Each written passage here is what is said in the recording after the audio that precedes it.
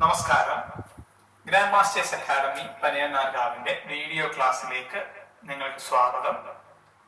English വീഡിയോയിൽ നമ്മൾ ഇന്ന് കൈകാര്യം ചെയ്യുന്നത് +2 ടെക്സ്റ്റ് ബുക്കിലെ ഒന്നാമത്തെ യൂണിറ്റായ ഫ്ലൈറ്റ്സ് ഓഫ് ഫ്രീഡം എന്ന ചാപ്റ്ററിലെ യൂണിറ്റിലെ മൂന്നാമത്തെ ചാപ്റ്ററായ മാച്ച് ബോക്സ്, ആശാപൂർണ ദേവിയുടെ മാച്ച് ബോക്സ് എന്ന സ്റ്റോറിയാണ് നമ്മളിവിടെ ചർച്ച ചെയ്യാനായിട്ട് പോകുന്നത്.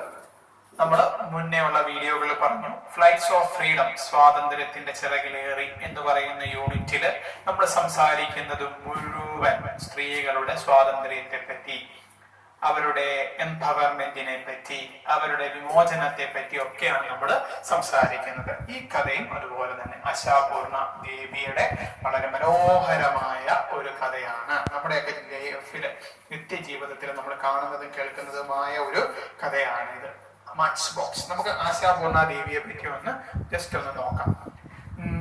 1909 ആശാപൂർണ ദേവിയുടെ ജനനം. അവിടെ പുസ്തകത്തിൽ, പുതിയ പുസ്തകത്തിൽ അവർ മാറ്റി കൊടുത്തിട്ടുണ്ട്. പഴയ പുസ്തകത്തില് ആശാപൂർണ ദേവിയുടെ ചിത്രത്തിന് പകരം മഹാശ്വേത ദേവിയുടെ ഒരു ചിത്രമാണ് കൊടുത്തിരിക്കുന്നത്. അപ്പൊ നിങ്ങൾ ഗൂഗിളിൽ നോക്കിക്കഴിഞ്ഞാൽ ആശാപൂർണ ദേവിയുടെ ചിത്രം ലഭ്യമാണ്. 1995 മരണം. is a prominent Bengali novelist and poet. ബംഗാളിലെ അറിയപ്പെടുന്ന നോവലിസ്റ്റും കവയിത്രിയുമായിരുന്നു ആശാപൂർണ ദേവി. Widely honored with a number of prizes and awards. She was awarded the Jnanapith Award and the Padma Shri by the Government of India in 1976. Jnanpith പുരസ്കാരം നേടിയ വനിതയാണ്. And the degree of D.Litt by the Universities of Jabalpur, Rabindra Bharati, Burdwan and Jadavpur, ഇവിടെയുള്ള യൂണിവേഴ്സിറ്റിയിൽ നിന്നൊക്കെ അവർക്ക് ഒരുപാട് ബഹുമതികൾ കിട്ടിയിട്ടുണ്ട്. For her contribution as a novelist and short story writer, the Sahitya Academy conferred its highest honor, the fellowship, in 1994. ഫെലോഷിപ്പും കിട്ടിയിട്ടുണ്ട് 1994. The short story is translated from Bengali by Prasenjit Gupta, a translator and writer. അപ്പോൾ ബംഗാളി ഭാഷയിൽ എഴുതിയ ഈ novel അല്ലെങ്കിൽ ഈ story നമുക്ക് വേണ്ടി പ്രസൻജിത് ഗുപ്ത എന്ന് പറയുന്ന വ്യക്തി ഇംഗ്ലീഷിലേക്ക് ട്രാൻസ്ലേറ്റ് ചെയ്തിരിക്കുകയാണ്. അതാണ് നമ്മൾ പഠിക്കാനായിട്ട് പോകുന്നത്. നിങ്ങൾ 10ാം ക്ലാസ്സിൽ ഇതുപോലെ പഠിച്ചിട്ടുണ്ട്. സ്നേക്ക് ആൻഡ് ദ മിറർ എന്ന് പറയുന്ന ചാപ്റ്റർ. മഹാനായ വൈക്കം മുഹമ്മദ് ബഷീറിലെ ജൂൺ 5 അദ്ദേഹത്തിന്റെ ഓർമ്മ ദിവസമായിരുന്നു.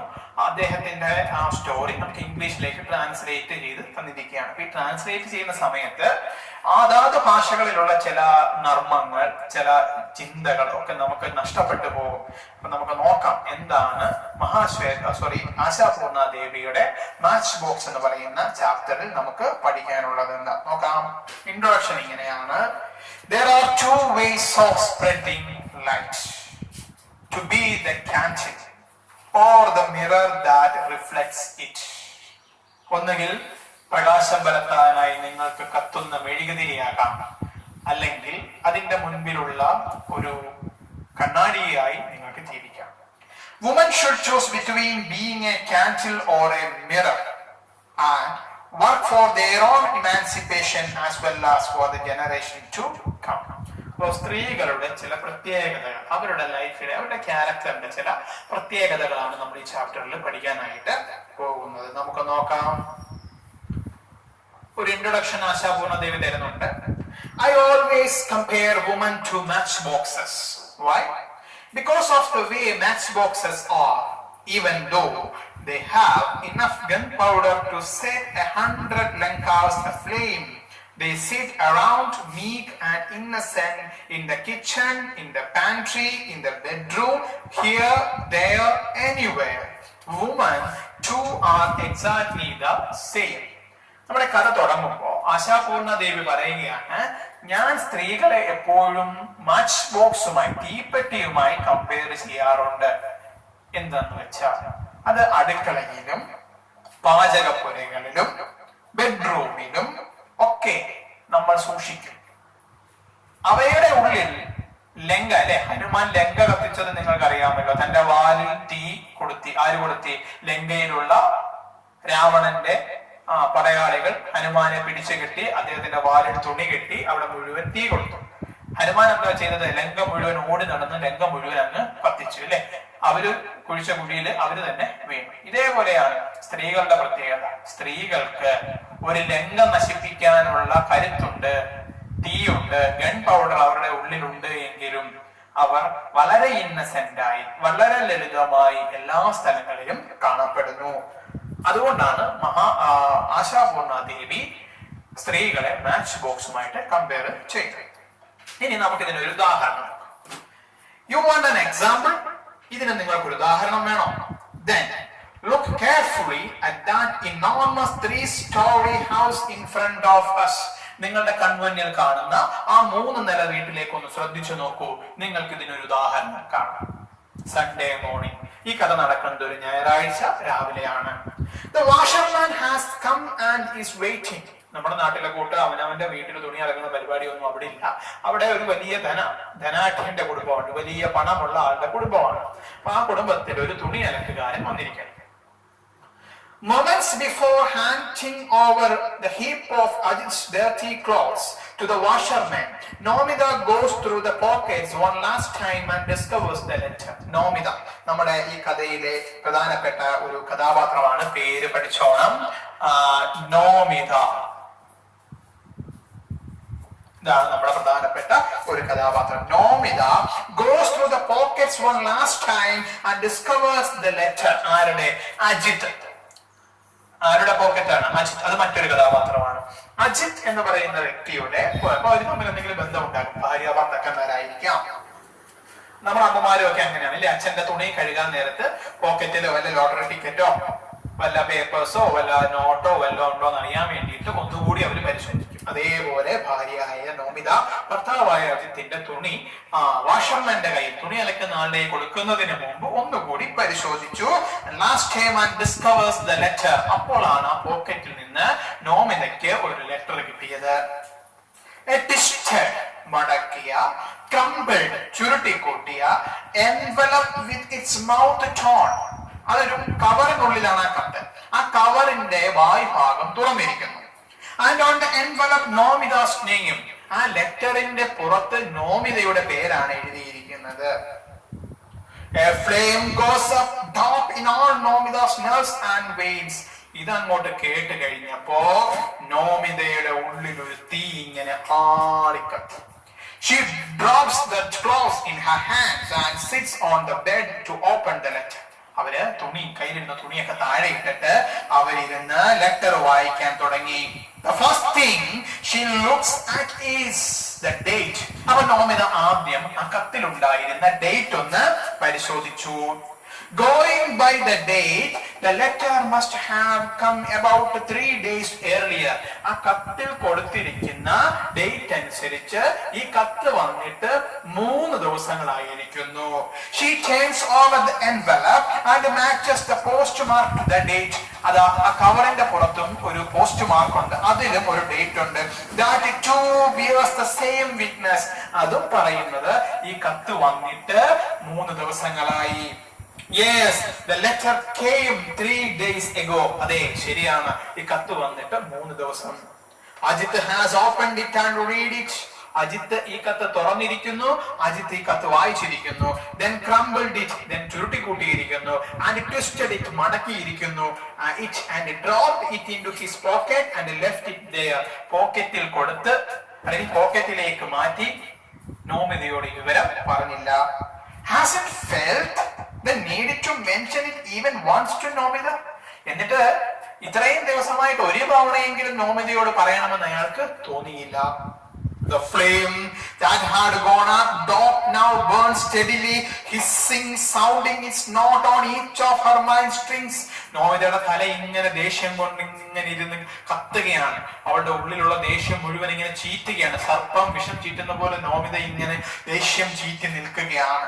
Because this incident is not a casual oversight. ഇത് സാധാരണ ഒരു സംഭവമല്ല. It is deliberate. ഇത് മനഃപൂർവമാണ്.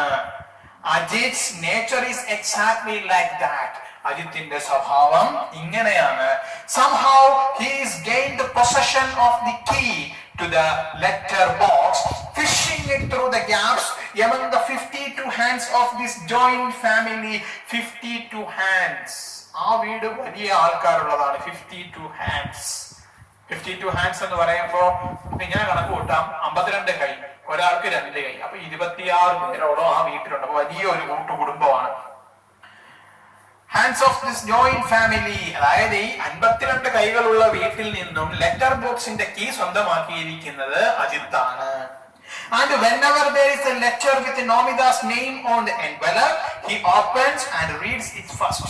നോമിതയുടെ പേരിൽ എപ്പോൾ കത്ത് വന്നാലും അത് ആദ്യം തുറന്നു വായിക്കുന്നത് അജിത്താണ്. And only then does he give it to her. അതിനുശേഷം മാത്രമേ അയാൾ നോമിതയ്ക്ക് കത്ത് കൈമാറാറുള്ളൂ. It is possible that oftentimes he doesn't give it to her at all. ചില സമയങ്ങളിൽ കത്ത് നോമിതയ്ക്ക് നൽകാൻ അയാൾ മറന്നു പോകാറുണ്ട്. At least that is a suspicion that has taken deep root in Nomida's mind. ഇയാളുടെ ഈ സ്വഭാവം കൊണ്ടാണ് നോമിത ഇങ്ങനെ കൺക്ലൂഡ് ചെയ്തത് അയാൾ ആ ലെറ്റർ നോമിതയ്ക്ക് മനഃപൂർവ്വം നൽകാതിരുന്നതാണ്. Even though to this day Ajit cannot truthfully make the claim that he is being able to discover any letter in the slightest degree of suspicious. അയാൾ ഈ ദിവസം പോലും നോമിതയോട് അതിനെ പറ്റി പറഞ്ഞിട്ടില്ല. തനിക്ക് കത്ത് വന്ന വിവരം അയാൾ പറഞ്ഞിട്ടില്ല. സസ്പീഷ്യസ്, സംശയം ഉണ്ടാക്കുന്നത്. Still this ugly habit of his won't go. അയാളുടെ ഈ വൃത്തികെട്ട സ്വഭാവം ഒരിക്കലും അയാളെ വിട്ട് പോകില്ല. No. With Nomida's anger. പലപ്പോഴും ഇതിനെതിരെ നോമിന ദേഷ്യപ്പെട്ടിട്ടുണ്ട്. Not with her taking offense. ചിലപ്പോഴൊക്കെ അയാൾ പറയുന്ന കാര്യങ്ങൾ ചെയ്യാതിരുന്നിട്ടുണ്ട്. Not with bitter reproaches. ചിലപ്പോഴൊക്കെ കൈപ്പേറിയ വാക്കുകൾ കൊണ്ട് അയാളോട് ദേഷ്യപ്പെട്ടിട്ടുണ്ട്. Her trying to shame him. ചിലപ്പോഴൊക്കെ അയാളെ നാണം കെടുത്തിയിട്ടുണ്ട്. Sarcasm. Not with anything. എന്തൊക്കെ ചെയ്താലും ഈ മനുഷ്യന്റെ വൃത്തികെട്ട സ്വഭാവം അയാളെ വിട്ടൊരിക്കലും പോയില്ല. If she mentions it, ഇനി ഇങ്ങനെയുള്ള വിവരം അയാളോട് സൂചിപ്പിച്ചാൽ first he tries to laugh it away. ആദ്യം ചിരിച്ചു തരണം. And if laughter doesn't get him out of deep water, he scolds her. ചിരിച്ചിട്ടും കാര്യം നടന്നില്ല എങ്കിൽ പിന്നീട് അയാൾ ദേഷ്യപ്പെടും. അപ്പൊ അങ്ങനെയാണ് ചില ആൾക്കാർ, അങ്ങനെയാണ് ചില കാര്യങ്ങളൊക്കെ ദേഷ്യപ്പെട്ടാണ് മറ്റുള്ളവരിൽ നിന്നും എസ്കേപ്പ് ചെയ്യുന്നത്. അപ്പൊ എസ്കേപ്പിസത്തിന്റെ ഭാഗമാണ് ഈ ദേഷ്യപ്പെടുന്നത്. She sits perfectly still for a minute and reads the letter through.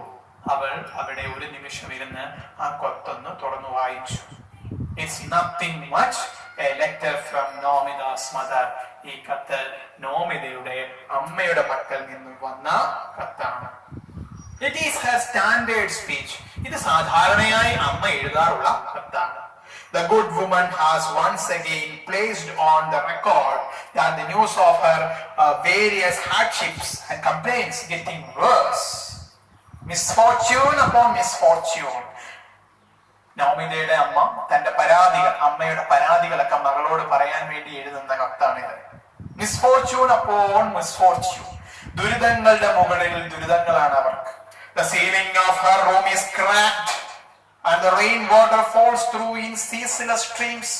അവരുടെ മേൽക്കൂരയിലെ ഓടുകൾ പൊട്ടി അതിൽ നിന്നും നദി പോലെയാണ് വീടിനുള്ളിലേക്ക് വെള്ളം വരുന്നത്. If this is not immediately remedied, she will have to die crushed under the weight of a collapsed roof. ഇത് അതിവേഗം പരിഹരിച്ചില്ല എങ്കിൽ നോമിതയുടെ അമ്മ മേൽക്കൂര തകർന്നു വീണ് മരിക്കാൻ ഇടയുണ്ട്. Of course, she does not dread that eventuality. Her daughter is a queen.